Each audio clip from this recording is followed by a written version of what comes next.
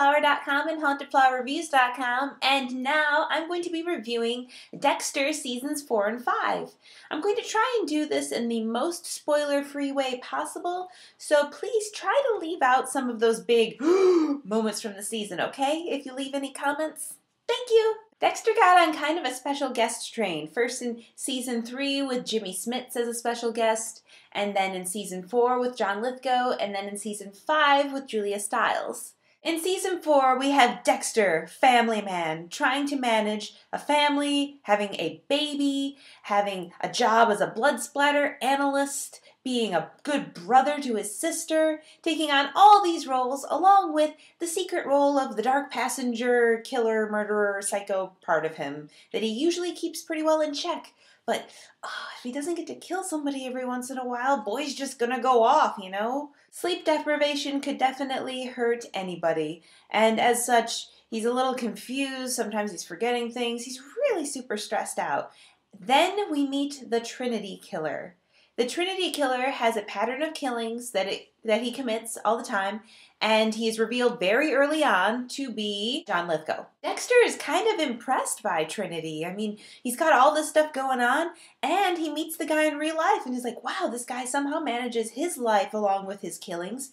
Maybe I can learn something here. So the whole season is about, you know, mano a mano, trying to figure out, can I learn something from this guy? When do I stop him? Something really happens at the end of Season 4, and I'm not going to tell you what it is, but it changes Dexter's life dramatically. On to Season 5. In Season 5, Dexter's going through a lot of stuff again, but he kind of finds a way to cope with it after discovering poor Julia Stiles having been a victim to a group of horrible rapist killer guys who like to stuff women in barrels.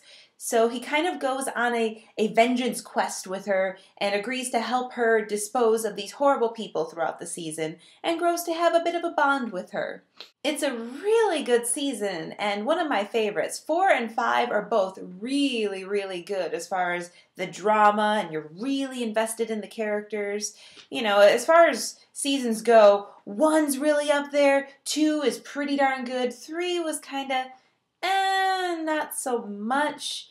4 is a little bit better again, and then 5 was pretty up there again. So it's been a really good run of it. They've also been doing some matchmaking between the characters in Seasons 4 and 5. 2 couples get together who work together, and I'm not going to tell you who they are because you'll figure it out. And Deborah still doesn't have very good choice in men, and it's her biggest flaw. She gets hurt a lot, and she just, even if she steels herself against it, she always just does something that ends up making her get kind of hurt. So those are my reviews for Dexter Seasons 4 and 5. I really couldn't tell you much without giving it all away, just that they are really, really good dramatic seasons with complex characters who you will very much care about and want to see what happens to them next. It's a very suspenseful show, and it's hard to stop watching once you start. Thanks for watching. See you next time. For more reviews and to find out about free contest giveaways, go to hauntedflowerreviews.com. My reviews are also available as a podcast on iTunes. Search for Haunted Flower Reviews and subscribe and leave us feedback and comments. Our store is hauntedflower.com, where we specialize in fantastic licensed apparel from movies, TV shows, video games, anime, and more. So you can find us on Facebook at facebook.com/hauntedflower and Twitter at haunted_flower. If you're local to the Indianapolis area, visit indiemojo.com for details on how you can win free screening passes.